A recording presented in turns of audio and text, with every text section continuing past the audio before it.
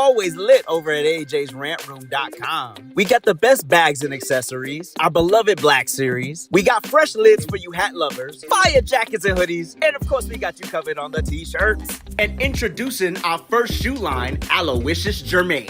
So get on over to AJsRANTroom.com today and get to shopping. You won't be disappointed.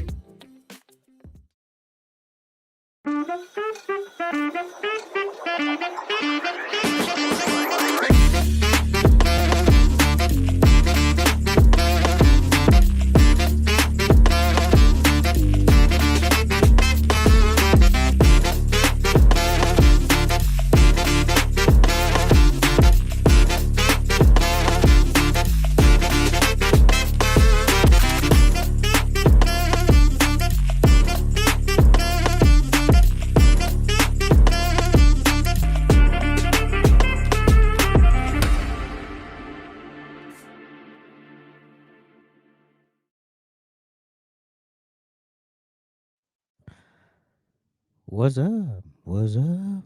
What's up? How's everybody doing? Happy Monday. Happy Monday. Hope all is well. Welcome, welcome, welcome. Can you hear me? Can you see me? Can you hear me? Can you see me? Are we good? Can you hear me? Can you see me? Is AJ in the house? Or is AJ muted? Or we can't see AJ. I gotta fix my OCD. That has to be equal.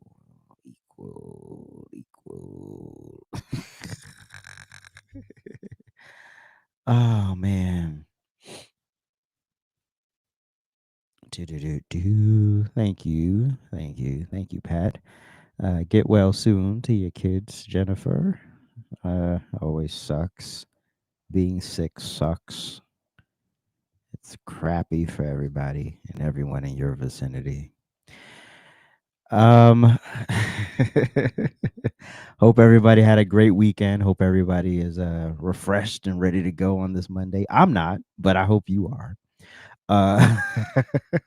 So let's get into some things. A lot happened over the weekend. We'll try to cover some of it right now, but Nicole Scherzinger, the Pussycat Doll sing, "Oh, right, sing, ba-da-da-ba-da." Anyway, she's speaking out on how her faith in Hollywood and the conflict and how Christianity and her faith gets a bad rap. And I was shocked that she on because today, remember back in the 90s, you go to an award show, everyone was thanking God. Now you be lucky if they say anything spiritual, or it's some sort of weird hand gesture, whatever. But there was a time where spirituality really led in the industries, even though the industries were still not the greatest. But there was always a spiritual edge, like a Whitney Houston wouldn't work today because she too gospel. She too Jesusified. But anyway, Nicole Scherzinger touts being a Christian in Hollywood, says faith gets a bad rap. Hold on one second. There's a AJ is too big issue. Pause. There we go. All right. Pop star says true Christians must lead by example and be the light in Hollywood. Okay, which is a challenging uphill task, but it is what it is. Former Pussycat Doll frontwoman Nicole Scherzinger promoted Christianity in a new interview with Variety published Tuesday. Says the faith gets a bad rap. The pop star and former reality competition judge spoke about her faith, her church community, and why she believes devout Christians should represent their beliefs well. I think Christianity gets a bad rap, but I think that's why, if you're a true Christian, you have to lead by example and be the light, Nicole Scherzinger told the outlet. Gowns, beautiful. I hate Fox News layout. I don't even know why I chose Fox News. I hate their layout. It's like terrible. Scherzinger recalled a moment last year when her outspoken Christian views sparked backlash on social media. The day after the 2024 presidential election, she commented on comedian and podcaster Russell Brand's Instagram post. I remember this, writing that she liked his "Make Jesus First Again" hat seen in the video. "Where do I get this hat?" Scherzinger wrote, adding prayer hands and heart emojis. However, the comment drew heavy criticism online because Brand's hat was inspired by President Donald Trump's "Make America Great Again" slogan. Brand, who had become a Christian, become a Christian convert by that point, had also voiced support for Trump's candidacy. Shortly after commenting, Scherzinger deleted the post and issued an apology on the platform for an unintended association with Trump. See, this is where we get tricky, right? This is where we get tricky because we're now in the world where if you say anything, even if you look at Nicki Minaj, for example. Nicki Minaj literally claims to be a Christian. Look, we could have that conversation later about her lifestyle and what she does. I mean, Nicole Scherzinger is very borderline too, But uh, we sit here and we say these things and then we apologize, right? We apologize and we try to separate ourselves, but you literally contradicted yourself because just a few lines up, you said, Nicole, I think Christianity gets a bad rap, but I think that's why if you're a true Christian, you have to lead by example and be the light. So when you're leading by example and be the light, it's not easy.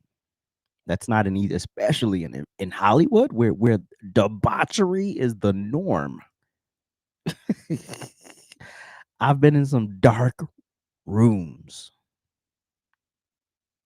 I've been in some dark rooms and I was like, I don't belong here. No, I'm good. Hey, I ain't covenant enough to be in this room. But you can't say that and then two sentences down, we're talking about how you apologized. You deleted and apologized. Being a Christian is not for the faint of heart.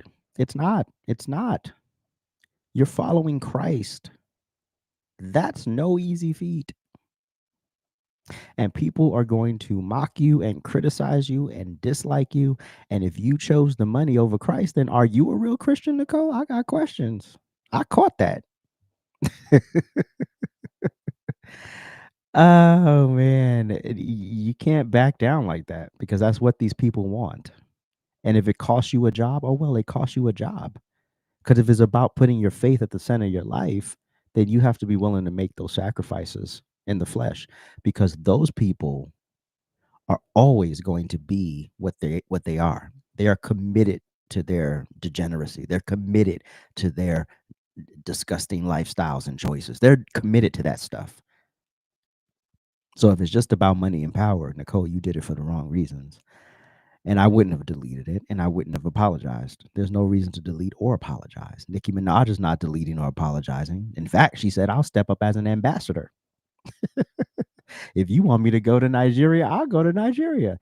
That's what Nicki Minaj is on. That's where you should be, right? But you have to die in the flesh, and dying in the flesh is not easy. Trust me, it's not easy. There's still some vices I'm still stuck on. But if someone attacked me because I said something or I commented on something that they didn't agree with, first of all, we can disagree. I don't care. We can disagree all day. We can disagree till we're purple in the face. But I'm not backing down. The discussion's over right there. I'm not apologizing. What to keep a job? Oh, okay. I'll find another job. I don't care. I'll go work with a conservative. I don't know what you want me to do, but what I'm not going to do is apologize. We're done here. You know, At the time, she wrote, many marginalized communities feeling hurt and concerned by the results of the presidential election are people I care about most. So, in other words, this is the difficult dance we do well, I ain't there no more, but this is the difficult dance you do in Hollywood. On the one hand, you want to be this successful artist, whatever you do, sing, dance, model, whatever you do. You want to be successful in that realm. But when the faith isn't the center of your life, when you claim that you're a Christian, because I met a lot, I met about a lot of this when I was in LA. I met a lot about this in my 7 years there. A lot. They in church, falling out, Holy Ghost, Jesus fired out, oh bye bye. And 20 minutes later, I see your ass cheeks on Instagram.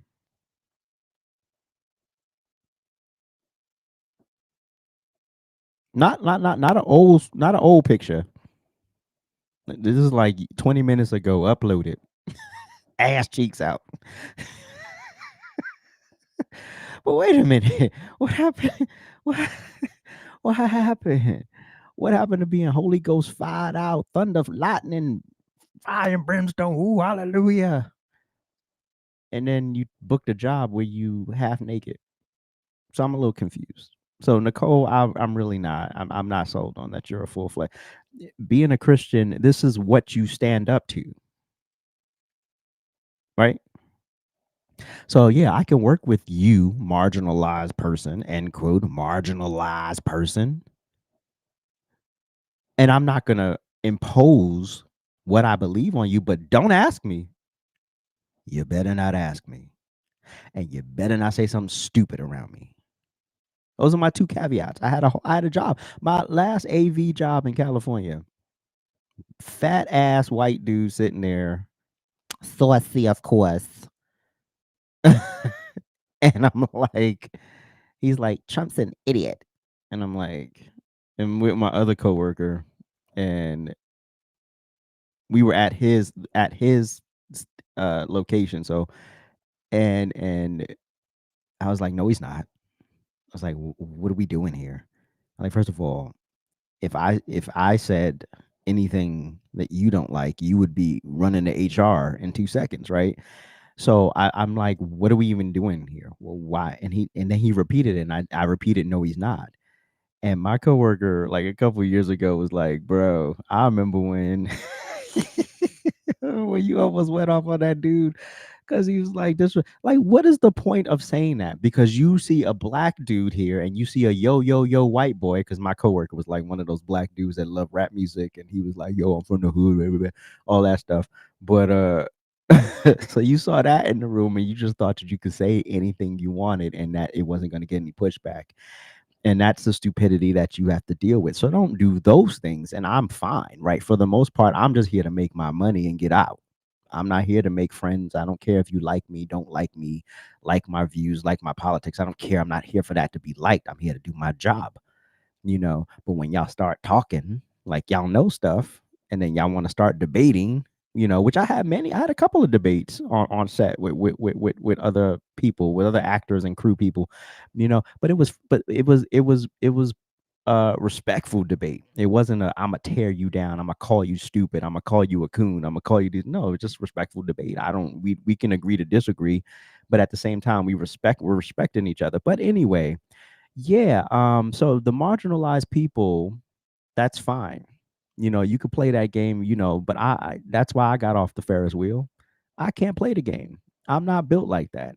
So I stand with them, as she's quote, I stand with them as I always have throughout my career. If you know me, you know that. So she wants to do this delicate balance of um working and accepting a lifestyle, because we just be clear, she talking about gay people and maybe a couple black people, but she talking about gay people for the most part, and which is a lot of the choreographers. The really heterosexual choreographers don't become, they have success, but not as much as other ones. But I'm gonna just shut up. So then she says, for me, Christ embodies peace, compassion, hope, and above all, unconditional love. So she wants to do this lukewarm Christianity. She wants to do this. Again, this is the church that I was part of in LA. It was very lukewarm Christianity. It was inspirational speech more than it was Christ. And I knew something was off when the more like down home church people were like, because I don't come from church. So when the down home church people were like, yo, I gotta go somewhere else. This ain't feeding me. Like, this is like, I need more of the word and less of, you're gonna make it tomorrow, you're gonna make it this year, you're gonna have a successful career in Hollywood, like we which is fine. But when you're not being spiritually fed, you got to go somewhere where you can get that. And so when I started to see people, but at the time I didn't understand, I didn't understand that, you know, the pastor himself should really be entrenched in the word, and everything he says and does should come through that, and not him picking at verses like they're scabs and then remixing them into some life story about how you're going to have a successful career or whatever. The prosperity gospel. I didn't know there was a such thing as a prosperity preaching. I didn't know anything about this stuff. I just like, oh, this is a church where you can come as you are. You could wear a hat, you could wear your jeans, you could wear a hoodie, and then you had some of the women in there. I'm like, sis, you dress like you going to the club. But anyway, so she wants that kind of Christianity. So now that I'm reading this, so for me, Christ embodies peace, compassion, hope, and above all, unconditional love, which is great. Which is great. But you can't just do whatever you want. That's not the setup here.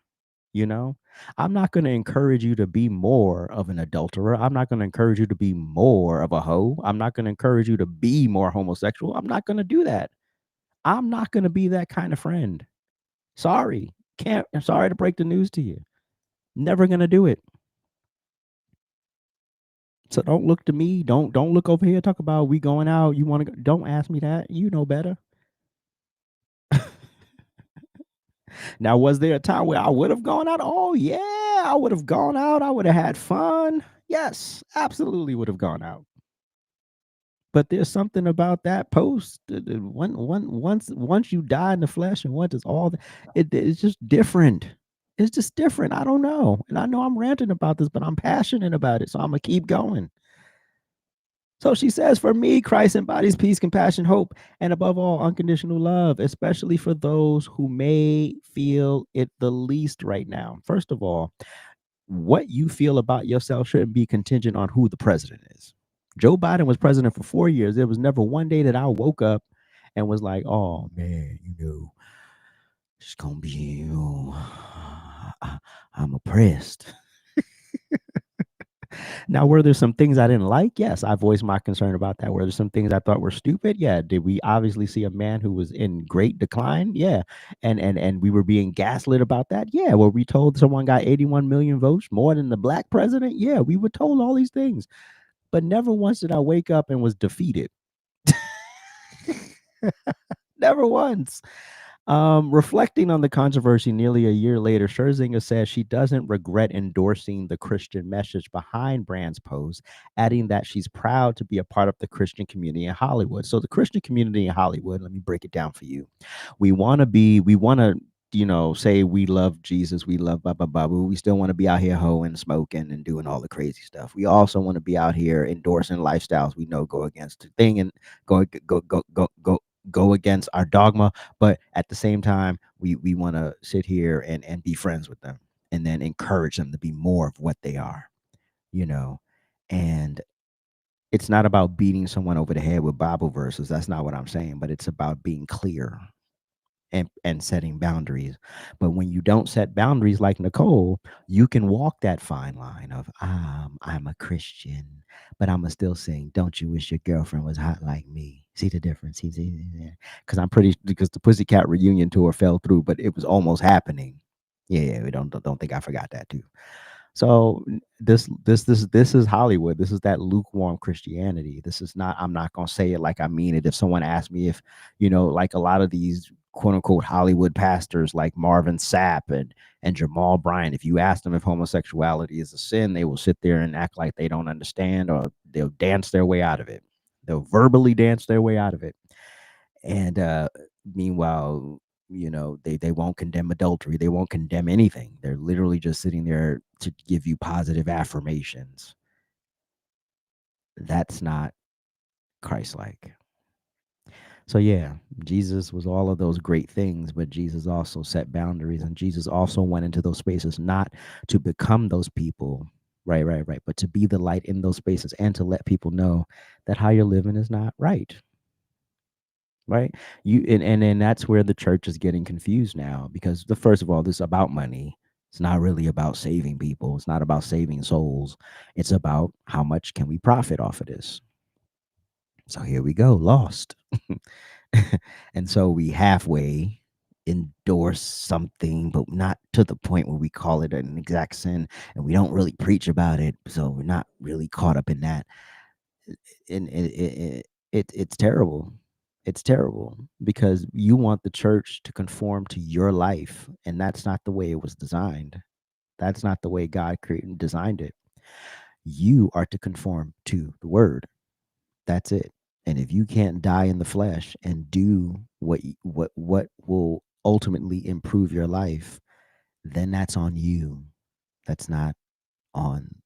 Okay. Yeah, so that's the Christian community in Hollywood. We vote for abortion and gay marriage, but we're Christians. Okay. She says, I have a wonderful church that I go to in Hollywood. Most of my friends in Hollywood, my friends in Hollywood are Christians. I don't know what church she goes to. I should have looked that up. I would like to know what church she goes to. I'm pretty sure I know it. Um, did she say anything else here? Scherzinger told Variety that her faith has always played a central role in her life. She was born to a single mother in Honolulu, Hawaii. And thank you for the AT&T ad. That just ruined everything. There we go. Before moving to the mainland with her mom and grandparents, the singer said her devout Christian grandparents, whom she calls Papa and Tutu, instilled strong faith values from an early age.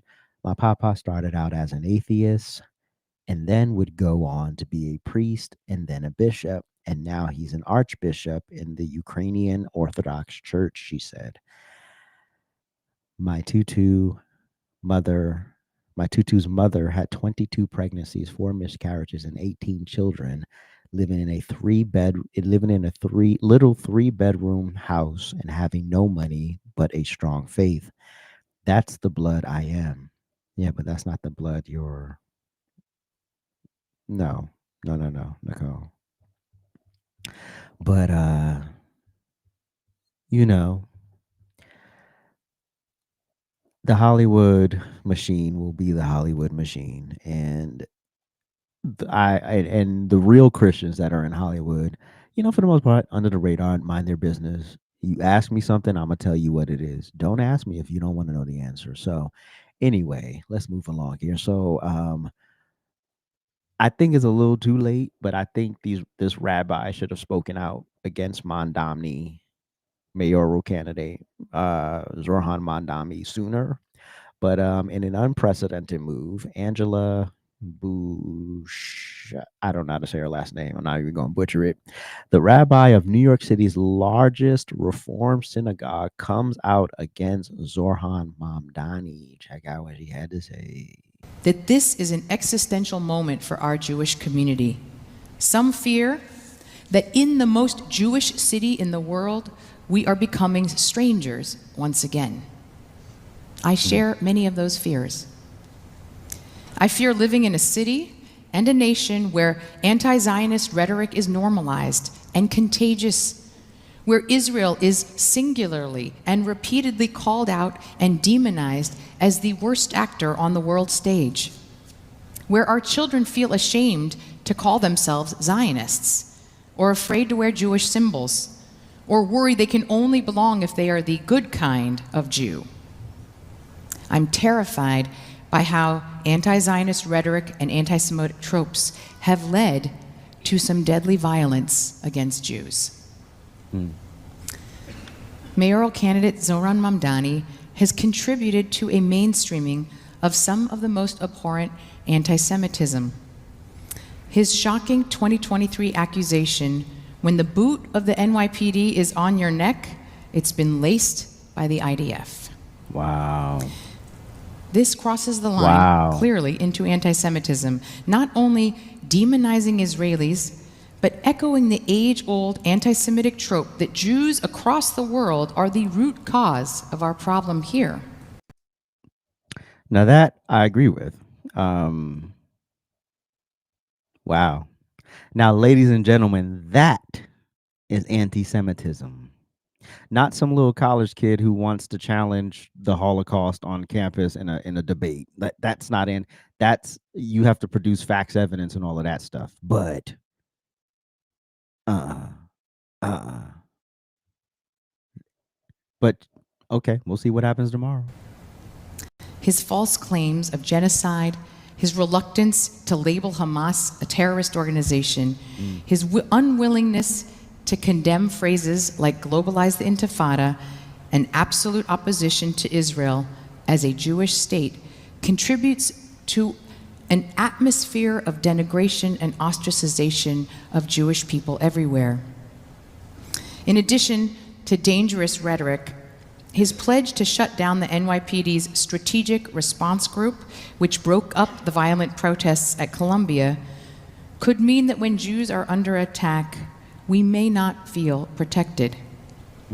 It is hard not to fear that the environment we witnessed for our Jewish children on Columbia's campus after October 7th could be a preview of the way that New York City could start feeling for all Jews. For so many in this community, this is reason enough to determine your vote unequivocally. Yeah. I mean, she's right. I mean, if this man gets in, Christians, Jews, forget it. This is a Muslim agenda, and I've said it a million times, and I'm not going to back down off of it. I mean, you see the dude running in Minneapolis. Same thing. It's not about America first, and this is why I have an issue with naturalized people being able to govern. If you're going to come here, you have to be America first. Otherwise, go back to where you came from. You know, a good example of this is Winsome Sears. She's a Jamaican by birth, but everything she stands for is America first. That's the difference between y'all and her. But she's the problem. She's the problem because she's not waving Jamaican flags at her events, which would be ridiculous. Dude is waving a whole Somalian flag, the country he fled.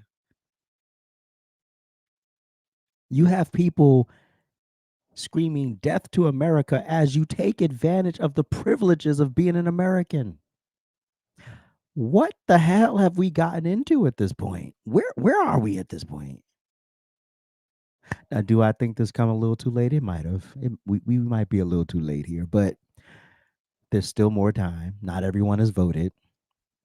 And I can only pray that New Yorkers tomorrow wake up and those who haven't voted go do the right thing. I mean, listen, I understand you're choosing between the best house on a bad block and the crack house. I get it. You're not choosing between great stuff, right? Cuomo's not great. Neither is Mamdani, and Sliwa can go over there. None of them are great. No choice is going to be 100%, but full-blown socialism will never be the answer, especially in the largest, like the New York City's largest industry is finance. So then you put someone in charge who's anti everything you are. And then how does that work exactly? I'll tell you it doesn't work. I'll tell you it doesn't work. So, yep. Obviously on Wednesday, I will have an update on all of the elections, Virginia and New York and Minneapolis, et cetera, and hopefully we have some great news. Anyway, so yeah, more snap fraud has been exposed, and on the hold on. I'm reading the wrong thing. Yes. So the USDA decided to do an audit of all 50 states, and just to make sure, to see how many illegal immigrants are receiving SNAP benefits, and or if they are, they aren't. And 29 states stepped up. 21 states, all blue, refused. And in fact, 2 sued. Can you guess which 2?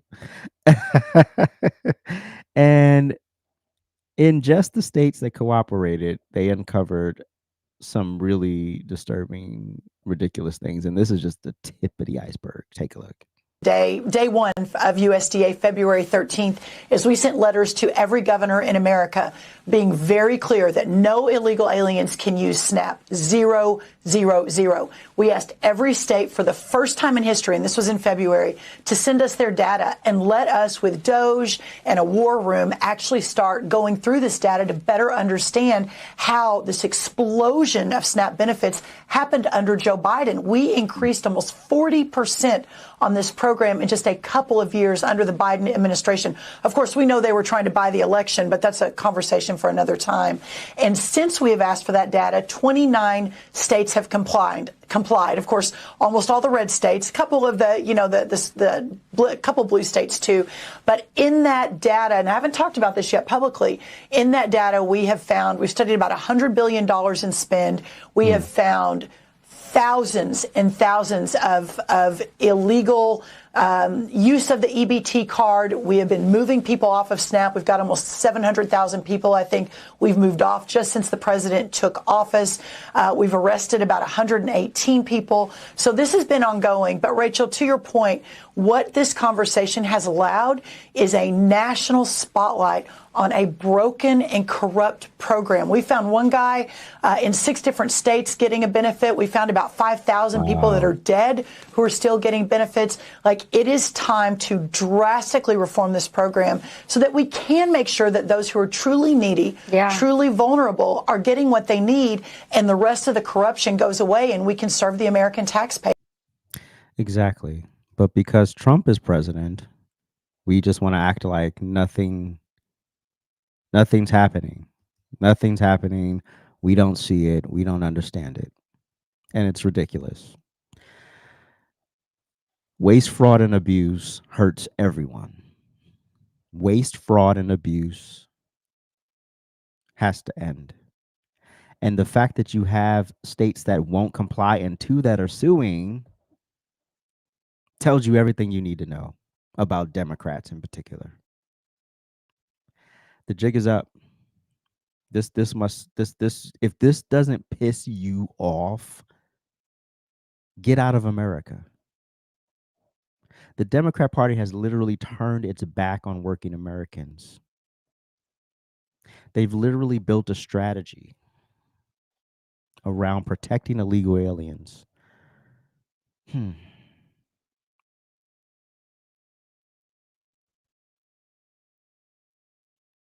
The handouts must stop, and these people got to go. And they know if the handouts stop, these people will go because they can't eat. They can't feed themselves. They can't buck the system like they've been doing. Interesting. 5,000 dead people, and that's just from what they could pull. So imagine how many more there are. Imagine what California and New York are hiding.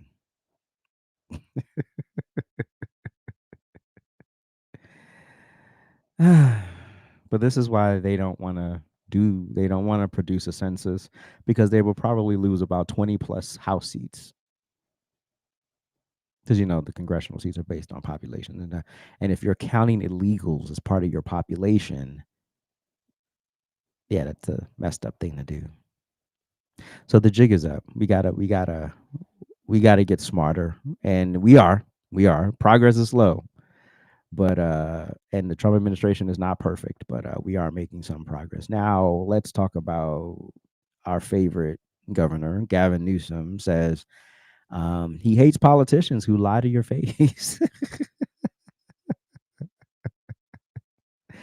And then in the same interview said, nothing I dislike more than the politician that sits there and lies to you. And we all just sit there rolling our eyes going, give me a break. Did you legitimately believe that he was capable of serving as president until January of 2029? Yeah. Now watch a politician lie to your face.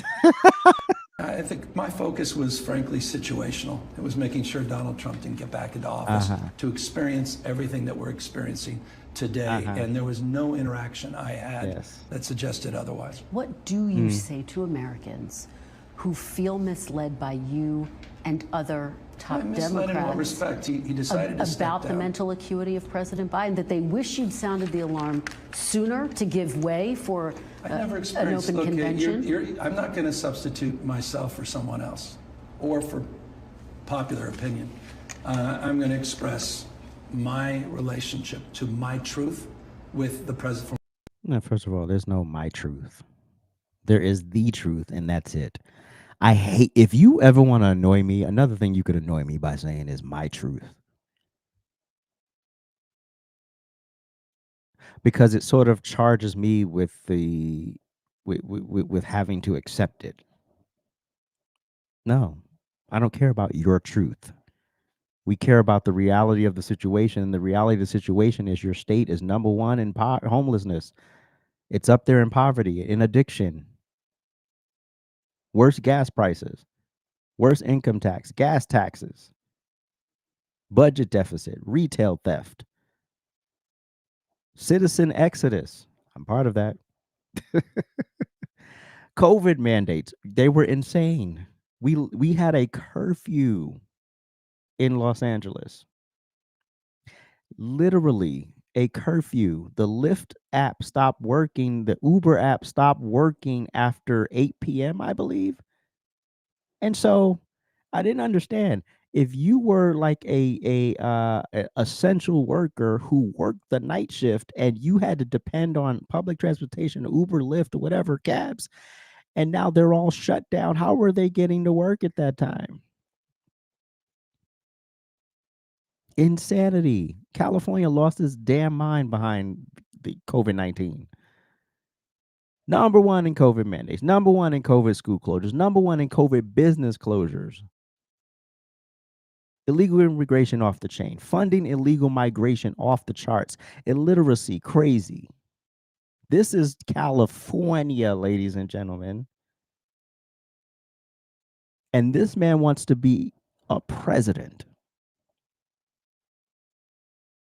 How the hell are we going to reconcile that? Wage stagnation, frivolous lawsuits, worker restrictions, anti-business regulations, which means the small businessman, not the corporations. The corporations get the good stuff. Yeah. So I don't understand with that record how the hell you the audacity to think that you should step on a national stage and try to run for president after the way you ran that state into the ground. Even how you handled the Palisades fire. Even in the aftermath of the Palisades fire, how it's being handled by you and the mayor of LA. Ridiculous. Ridiculous. Y'all should never be allowed to campaign for a damn thing ever in your life. But of course, you have manipulated enough of these dummies to believe that you're doing a great job as they pay ridiculous amounts in taxes, gas. They got to deal with crackheads and homeless people in Beverly Hills. You know it's a problem when crackheads start showing up in Beverly Hills. When tents start popping up in affluent neighborhoods. And you're like, is that a tent? When cities like Culver City have to literally pass ordinances to say that as soon as these tents go up, you got to, the law enforcement has to break them down. You are not allowed to set up tents here. That shouldn't even need to be said. Skid Row is so overpopulated that people are now moving west and east, but west. Ridiculous. But you hate politicians who lie to your face, bro. You're a liar. Your whole career is a lie. Your whole existence is a lie. Everything you stand for is a lie. And now you've convinced enough idiots, just enough idiots, to believe in you to run for national office. So step up for 2028. You know, the Democrat Party is pretty much dead at this point. No one's really polling well for 2028. So yeah, jump in. Kamala jump in, AOC jump in, all of y'all jump in. Jump in. Come one, come all, we gonna have a ball. But you knew Joe Biden wasn't well. You knew he wasn't well. And you couldn't say it because because you were told what to say and you stuck with the script. That was it. That was it. He's well, he's fine, he's running hoops, he's running laps around everybody, he's doing cartwheels down the West Wing, he's doing everything. Oh, he's in charge. You don't even believe that. Anyway, moving on. So Bill Maher. First, we're gonna talk about Bill Maher, and then we're gonna talk about Marjorie Taylor Greene on Bill Maher. But this was a clip of Bill Maher that I didn't share on the show. This was from a while ago. This was when Nancy Mace was on there, and he said this about Democrats. If we are ever going to get back to the old America, that's got to be the Democrats' part of the bargain. Stop coming up with radically new and often terrible ideas, and then in the next breath, insist there be no debate about any of it. Yep. That if you don't see it right away and go along, you're bad, stupid, and deplorable. They do that all the time. They literally come up with something, and if you don't co-sign in 5 seconds, you're everything but a child of God. You're everything. You're everything but a child of God.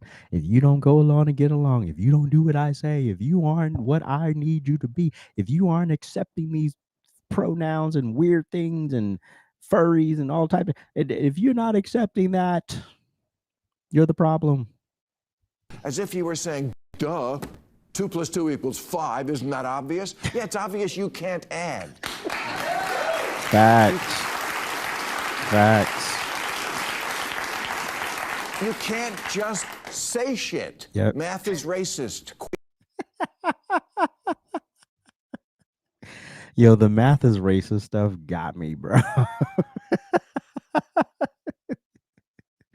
How about not math is racist? In fact, if you really think about the SAT test, the mathematics portion is the least biased portion of the SAT test.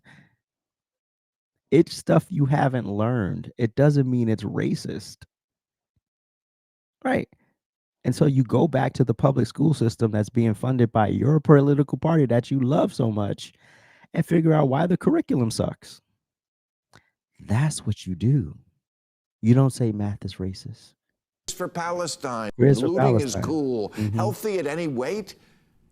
Oh, yes. The fat people, like literally sitting here encouraging people to go into diabetic comas,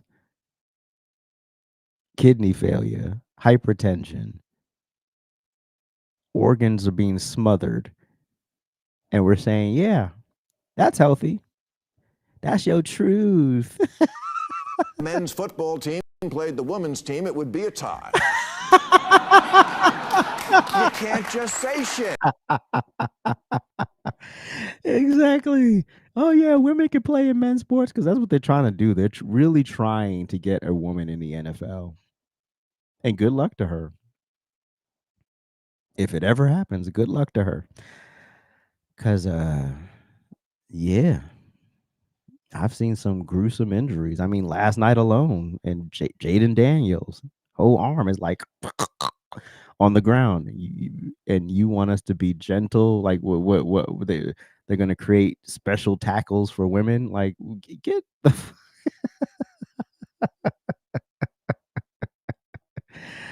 Oh, God. Jesus. Imagine a female kicker in the NFL. I mean, now you have kickers literally making field goals from like 70, and it's just going to get more extreme. You're going to literally have kickers doing it from their side of the field at this point. And you want to do what? You want to do what? Oh, no. But they are softening the NFL. What happened to the rest of my videos? They're all not here. This is all last week's show. This is my ill preparedness. I apologize, y'all. I'm just going to move the videos from here. Anyway, so here's Marjorie. So Marjorie Taylor Greene is getting a lot of flack right now. She's getting a lot of flack right now from conservative groups. There's like a quote unquote civil war in MAGA. And I'm like, this is just stupid. You can have ideological differences with people on your side. You can have belief differences and all of that stuff without being ridiculous. So I'm gonna say this outright: if you're calling for the cancellation of someone, which is either whether it's I'm about to say Nicole Scherzinger, why is she still on my mind? Marjorie Taylor Greene or Brandon Tatum or whoever. If you're Tucker Carlson, if you're calling for the cancellation, the silencing, that they shouldn't talk, you're not a conservative. You're the left. That's what the left does. The left cancels, the left silences people. The left says you can't say this, and if you're not pro this, then you're not that. That's the left. The left is you can't question things. The left is you can't make a statement that might be slightly dissenting, because then we'll have to put you in timeout. That's the left. That's never a conservative. A conservative understands that we can agree to disagree, but that doesn't make you any less of a conservative or me any more of a conservative. It just means on this issue we disagree. Now, Marjorie Taylor Greene has said some things about ICE and how Trump shouldn't be coming in and taking up everybody, which basically a la means basically what the Democrats have been saying. You can't take our cheap labor. So Marjorie Taylor Greene is echoing that sentiment. And is it because Trump didn't endorse her for re-election? I don't know. It could be a plethora of reasons. But here's Marjorie Taylor talking her ish. Like me should talk to him. I agree. I agree. I mean, you talk to him, right? He's mad at you now. He's mad at both of us. I know he's mad at me, but we still... Actually, I've got a great relationship with the president. I've always supported him and gave him my support for free. Yeah, but you are finally the one Republican who's dissenting. I was going to do a whole piece on you, and then we... It's not even, I don't even see it as dissenting. Some of the things she says is fine, but then there are other things about ICE that I don't agree with. Go ahead. You have booked on the show, so I'll just say it to you. Like, for all those people on the left who've been saying, where is the Republican who will stand up on issues against Trump? I mean, they're just such ass kissers. They just fall in line. Well, right here. First of all, show me one Democrat that stood up and said, this motherfucker's brain is mush. Why is he president? Show me one Democrat that did that when Biden was in there. Show me one that said, yeah, he's not well. Why are we sitting here pretending he is? Not one. You know, when y'all started talking when he was out of office, that's when you started flapping your gums and writing books. Before that, no, we ain't gonna say anything. We're not gonna say anything.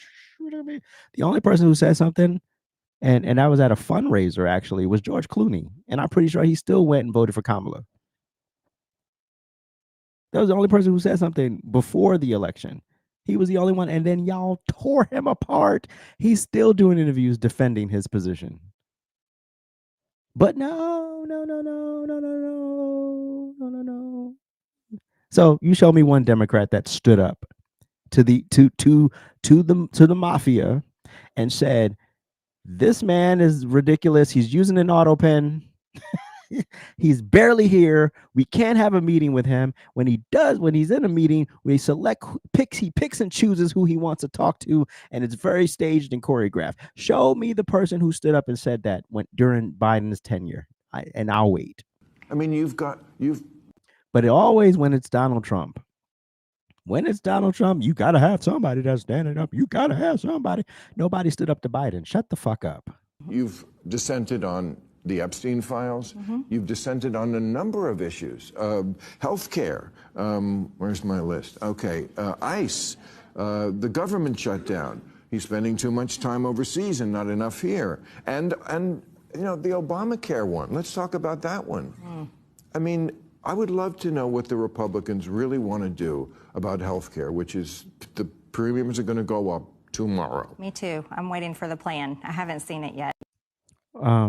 Isn't she a congresswoman? She's a congresswoman, right? Where's her plan? I mean, since you're sitting there waiting for a plan, you're a whole congresswoman.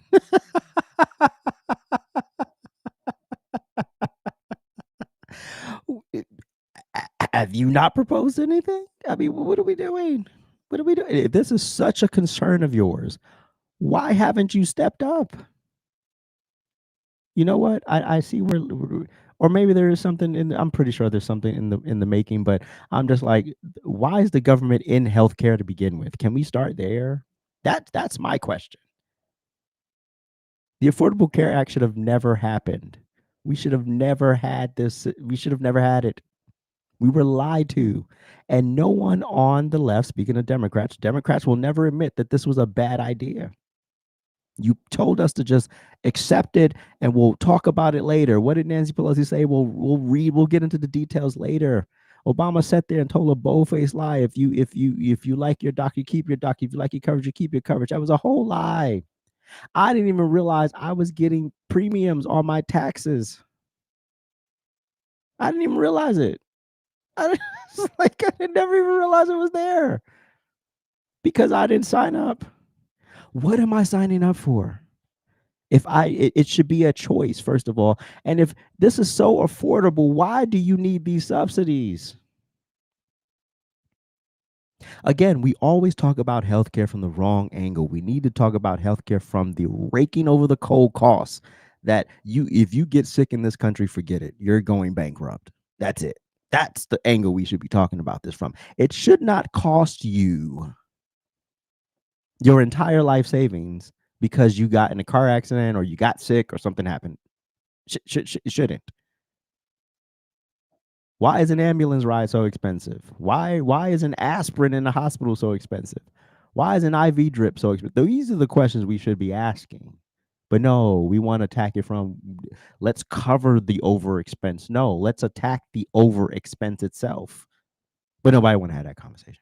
That's been a lot of my angst. So a lot of the things I say are against my own party, but they're mainly my frustrations in Congress. I believe that Congress should be solving a lot of these problems. However, Congress is not solving these problems, and I have Republican leadership. Okay, she was right about the last part. It is a Congress issue. But what are you doing about it? I mean, it's okay to critique people, but what are you actually doing about it besides getting great hair and makeup done and going on Bill Maher? And now you're going to be on The View tomorrow, and you've did that other podcast, great hair and makeup. I mean, like, what are we doing other than making the talk show rounds? You should be so busy you don't have time to go on these shows. I'm too busy. I can't get up to New York right now. I'm trying to get this done. Me and my staff is trying to get this done. But no, it's not about that. It's about being seen. It's about being a national figure and not just representing your little district in Georgia. It's about the national spotlight. It's about big exposure. It's about getting everybody to see you. And that's where these people are. So Marjorie Taylor Greene, stop the performance. You're just as bad as everybody else. But I agree with some of the points. But on ICE, no, you can't keep your cheap labor. You can't keep your cheap labor. It's basically slavery 2.0. Y'all found a way, Democrats and people like you have found a way to create new slaves, which is a la illegal immigration, which is why I'm anti-illegal immigration to begin with, not just for the fact that you crossed the border into the country illegally and did it the wrong way. It's also for the fact that you're going to get taken advantage of. These people are going to hire you, pay you pennies because they don't want to pay an American a full wage. So they can pay you a fraction of that money and then keep you here. And then you can't fight. You can't stand up and say, I want a 10% raise. I want a 5% raise. I want a 2% raise. You can't say that. You give what they give you, or they're going to call the people. And that's why it's a problem. But moving on. So the White House Donald Trump was on 60 Minutes yesterday. And they did about 27 minutes of they showed about 27 minutes of a 73-minute interview. Kamala Harris, 73-minute interview. And the White House actually posted the full, which is what I love about Trump's team, is that they say we need the full interview because we want to share the full interview. So nobody's saying this has been cut up or, basically what they did with Kamala. So we don't want anybody to say that. So we'll come here and we'll say, this is what I actually said. No, this is what I actually said. I said that. And it was in the right context. So if you go to the whitehouse.gov, there's the full version, the full uncut version of President Trump's 60 Minutes interview. Because they, again, like I said, they chopped it down to 27 minutes. But that's impressive. Donald Trump looked sharp. He looked on point. All of this stuff about mental acuity and health and all that, it's stupid. They're literally trying to pull the Biden okey doke on a man who does not look like the things or sound like the things. For a 79-year-old man, I mean, I can't keep up with that schedule. I'm exhausted for him. But he held up very well through the entire process.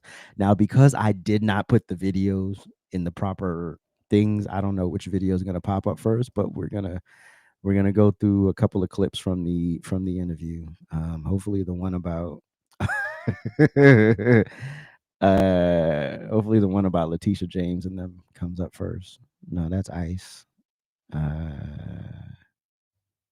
Maybe it's this one. The problem is they want to give money to prisoners, to drug dealers, to all. Okay, so this is about the shutdown. We'll start with the shutdown. On the state doesn't mean the people who are taking advantage of it are also on the ACA. Here's the problem. Again, government should not be in healthcare. That's the first thing. This whole thing should just be scrapped. That's the first order of business. But you had Black Jesus come in there and lie to you. It made it seem like the government should be entrenched in healthcare, which it shouldn't be. And then you got the okie doke, and now you're stuck with this impossible piece of legislation that is just going to bankrupt America if we keep going down this road. Yeah. And if the subsidies expire, look, the Republicans came to the table and said, we'll give you a year on this. We'll extend these subsidies for a year. And then Hakeem Jeffrey said no. So what are we talking about? We tried to work, you got to give people time to work through things. Everything is not going to get done overnight. But for some reason, no one has any patience and nobody wants to work across the aisle. So if you're literally not going to work with him and then blame him also for something expiring when literally something was presented to you. And I wish he had said this. I agree with the nuclear option. If I had debates with other people on the right about the nuclear option, and hold on. And so in a ideal world, so that's basically, it's for those who are unclear, the nuclear option is a procedural tactic in the U.S. Senate to change its own rules with a simple majority vote instead of the 60 vote threshold required for most legislation. So this is basically the last gasp of the filibuster. And basically what that will do is basically essentially defaulted back to what the Senate originally was a simple majority. Now, what the Republicans are crying about, because I'm not, what some Republicans are crying about is this nuclear option can open up Pandora's box. If Democrats get power again, they'll try to stack the courts, blah, blah, blah, blah, blah, right? Here's the thing. You have to be confident enough in your messaging. You have to be confident enough in your mission and vision, and the Republican Party has to be confident enough that they will retain power long enough, right? If you're not confident in that, then don't do it, But if you are, what are we waiting for? So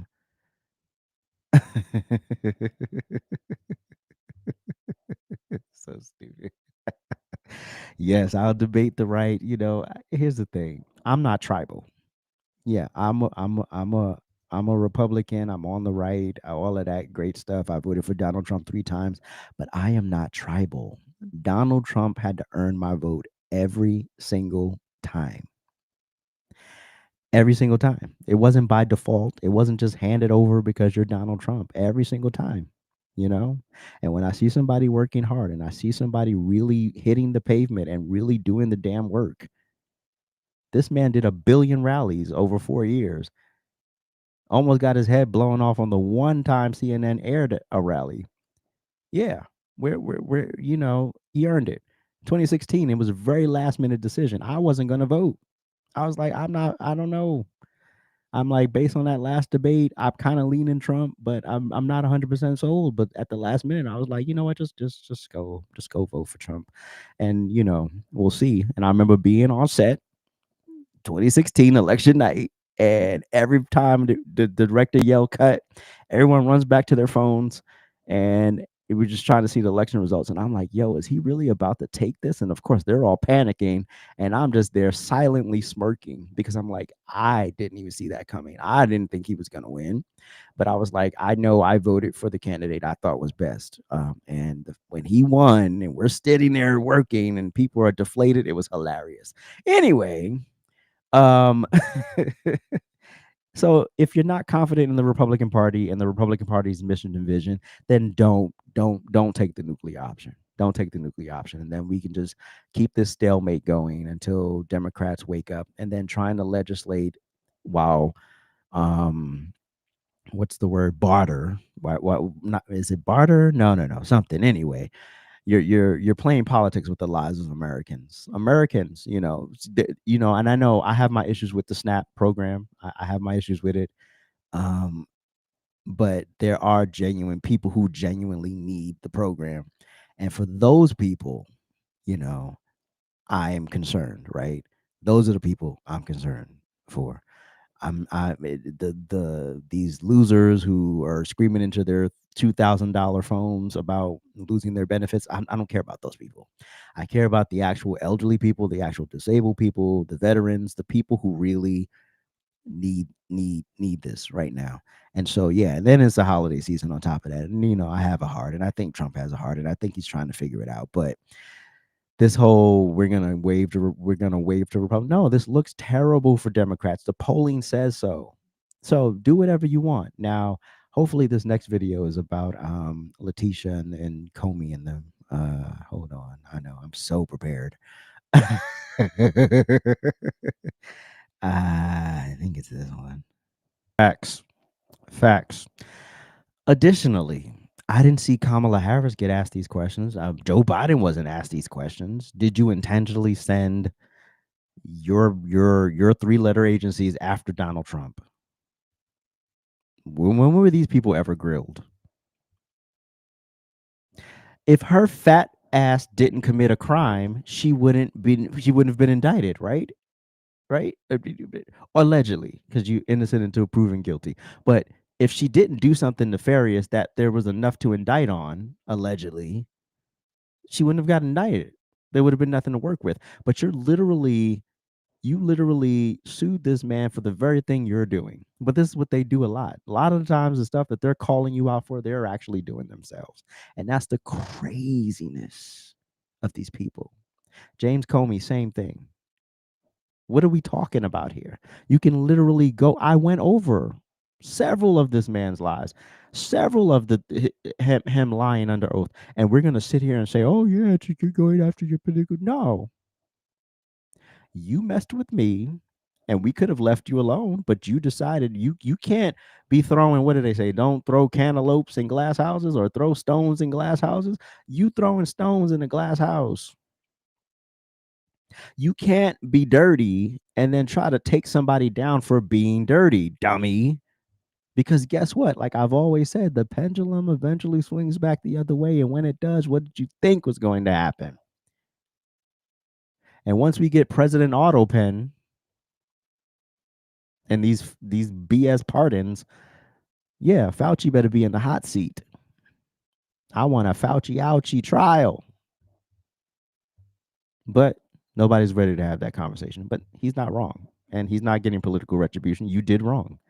You talk about no one's above the law. Nobody's above the law. Remember, that was the whole narrative. The whole time Donald Trump was on trial. No one's above the law. Nobody's above the law. Okay, well, here's your proof that nobody's above the law. Boom. Anyway, what is this last one on? She would have never asked Joe Biden these questions. She would have never asked a Democrat these questions. Raids aren't pretty. Raids are not sexy. They're not fun. They're not jubilee. There's no jubilee going on. It's a raid. It's gonna be ugly. Name a raid you've ever seen in your life where it was pretty. Where they just opened the door just beautifully and the person was just sitting there saying, "Hi, yeah, I know you're here for me." Show me the footage. Raids aren't fun and sexy. They're ugly. They're brutal sometimes. And like he said, I agree with him. I don't think they're doing enough. And you literally have, no one, there was no question about, oh, well, are you concerned for the ICE agents who are actual American citizens who are protecting and serving the actual citizens of the United States? Are you concerned for their safety? You know, are you upset that they have to wear masks to protect their identities? Why wasn't that question asked? Oh, no, because we don't care about that. We don't care about the ICE agents. They're not even human as far as we're concerned. But we'll let Pepe, who sat up here and molested 5 people, we don't care. To let him stay. I don't think you people hear yourselves. And your anti-American questions are corny. And we're bored at this point. We're tired. We're done. We have no more to give. And yes, Pat. It is the lunch surprise rant. I mean, because it's very this particular podcast, if you will, is it's not very structured.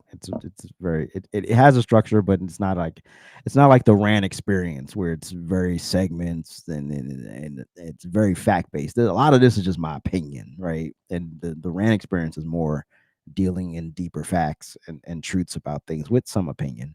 But anyway, thank y'all so much for listening to me rant for the we are over time. Anyway, I didn't realize we were over time. Why y'all tell me we were over time? Anyway, if you would like to support the channel, you can go to AJsRANTroom.com. That's AJsRANTroom.com. You can buy this rebel hat there if you'd like. If you'd like to buy me a coffee, you can go to buymeacoffee.com/AJsRANTroom. If you'd like to cash at me, you can cash at me at AJsRANT. I appreciate you. Thank you so much. And thank you guys for hanging in there. We're building something here, and I'm trying to hang in there, but it is a lot of work and not a lot of financial reward. So just, do what you got to do. Anyway, appreciate you. Thank you so much. Have a great rest of your day. Peace.